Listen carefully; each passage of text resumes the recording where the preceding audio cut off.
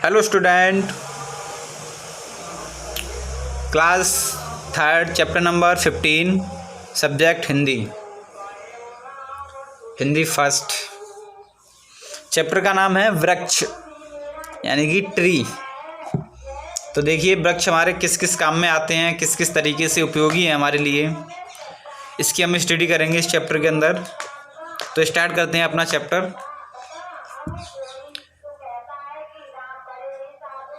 क्या आपने कभी सोचा है कि वृक्ष हमारे लिए कितने महत्वपूर्ण हैं? आइए आपको वृक्षों के महत्व से परिचित कराते हैं। जब कभी भी हम वृक्षों के विषय में सोचते हैं, हमें ध्यान आती है कि उनकी ठंडी और ताजगी देने वाली छाया और उनके नीचे खेलते हुए बच्चे। वृक्ष हमें खाने के लिए फल देते हैं। वृक्षों से हमें ईंधन की लकड़ी भी मिलती है। फर्नीचर बनाने में भी लकड़ी बहुत काम आती है। कागज़ बनाने में भी वृक्षों का उपयोग होता है। वृक्ष हमें दैनिक जीवन की अनेक सुविधाएं तो देते ही हैं,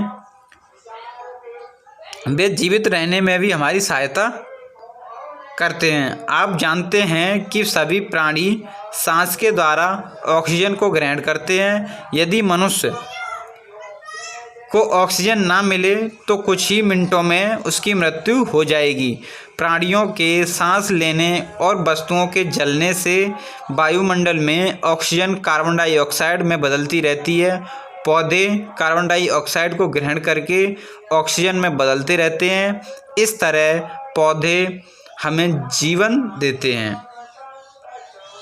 ये इस ग्राफ को हम दोबारा से पढ़ते हैं। वृक्ष हमें दैनिक जीवन की अनेक सुविधाएं तो देते ही हैं, वे जीवित रहने में भी हमारी सहायता करते हैं। आप जानते हैं कि सभी प्राणी सांस के द्वारा ऑक्सीजन को ग्रहण करते हैं। यदि मनुष्य को ऑक्सीजन ना मिले तो कुछ ही मिनटों में उसकी मृत्यु हो जाती है। प्राणियों के सांस लेने, वस्तुओं के जलने, वायुमंडल में ऑक्सीजन कार्बन डाइऑक्साइड में बदलती रहती है। पौधे कार्बन डाइऑक्साइड को ग्रहण करके ऑक्सीजन में बदलते रहते हैं। इस तरह से पौधे हमें जीवन देते हैं। जहाँ घने वन होते हैं वहाँ वर्षा भी अधिक होती है। जानते हैं क्यों? जहाँ घने वन होते हैं वहाँ वर्षा भी अधिक होती है।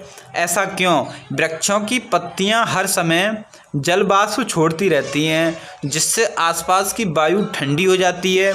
यह ठंडी वायु वर्षा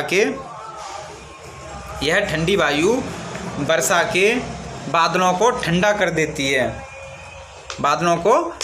देती है, जिससे वे खूब वर्षा करते हैं। यही कारण है कि वृक्षों में या वनों में दूसरे स्थानों की अपेक्षा अधिक वर्षा होती है। इस प्रकार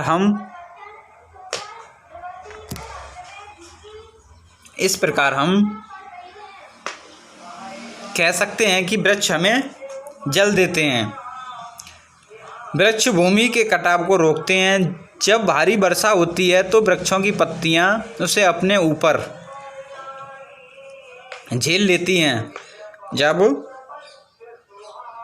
भारी वर्षा होती है तो वृक्षों की जो पत्तियां होती हैं उसे अपने ऊपर झेल लेती हैं और उसके वेग को कम कर देती हैं। बूंदें सीधी भूमि पर नहीं गिरती।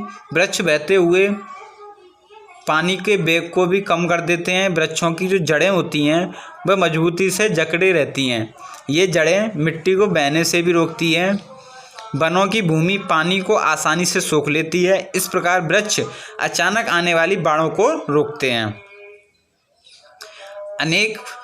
वृक्ष अनेक प्रकार के होते हैं, उसमें हमें फल फूल तो मिलते ही हैं, बहुत सी दूसरी वस्तुएं भी मिलती हैं, जैसे कागज़, दवाइयाँ, रबड़, मसाले और गोंद। ये भी सभी किससे प्राप्त होते हैं? हमें पेड़ और पौधों से ही प्राप्त होती हैं। कागज़ भी, दवाइयाँ भी, रबड़ भी, मसाले भी और गोंद भी। दक्षिणी अमेरिका में एक वृक्ष पाया जाता है जिसका रस दूध के स्थान पर प्रयोग किया जाता है। नारियल के वृक्ष का तो प्रत्येक भाग मनुष्य के किसी न किसी काम में आता है। रबड़ के वृक्ष से हमें रबड़ मिलती है। मनुष्य केवल वृक्ष केवल मनुष्यों के लिए ही लाभदायक नहीं है वरन वे पशु पक्षियों के लिए भी उपयोगी है। वनों में असंख्य जानवर शरण पाते हैं। वृक्षों की शाखाओं पर पक्षी घोंसले बनाते रहते हैं।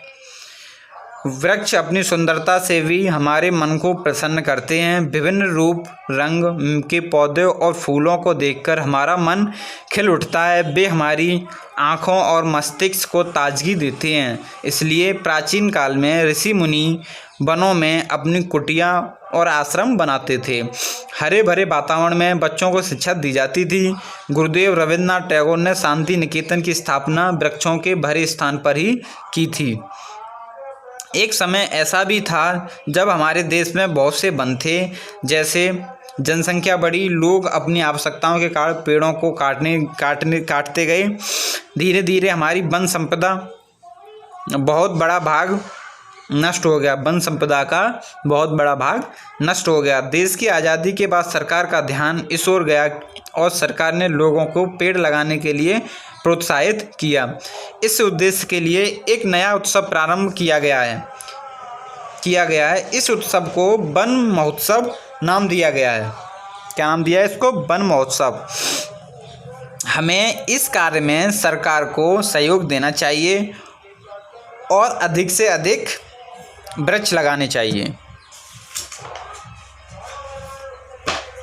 Next page. प्रसिद्ध भारतीय वैज्ञानिक डॉक्टर जगदीश चंद्र बसु, जो हमने अभी पिछला चैप्टर इसमें पढ़ा था हिंदी का, डॉक्टर जगदीश चंद्र बसु का था। उन्होंने कहा था कि पेड़ पौधे हमारी तरह ही खाते पीते हैं और सांस लेते हैं। वे रात को सोते भी हैं। आपने देखा होगा कि कई पौधे रात को अपनी पत्तियों को सिकोड़ लेते हैं। कुछ पौधों को यदि हम छुएं तो वे अपनी पत्तियों को सिकोड़ लेते हैं। कई पौधे रात को अपनी पत्तियों को सिकोड़ लेते हैं। कुछ पौधों को यदि हम छुएं तो वे अपनी पत्तियों को सिकोड़ लेते हैं। छुई मुई का ऐसा पौधा है, जो छुई मुई का जो पौधा है, यदि हम उसकी पत्तियों को छूते हैं तो वो अपनी पत्तियों को सिकोड़ लेता है, अपने आप से चिपका लेता है। कुछ वृक्ष बहुत ऊंचे हो जाते हैं। ऑस्ट्रेलिया में यूकेलिप्टस और कैलिफोर्निया में रेडवुड वृक्ष 350 फीट तक ऊंचे हो जाते हैं। कुछ वृक्षों का आकार बहुत बड़ा हो जाता है। कैलिफोर्निया में ऐसे वृक्ष पाए जाते हैं जिनके 20 सड़कें काटी गई हैं। मैक्सिको में एक वृक्ष के तने की गोलाई लगभग 160 फीट है। वृक्षों की उम्र भी बहुत होती है। संसार में कुछ वृक्षों की उम्र 5000 वर्ष के लगभग है। तो ये भी आपका चैप्टर फिनिश हो गया है, जिसकी हमने स्टडी पूरी हो गई है, कंप्लीट हो चुकी है। Okay student.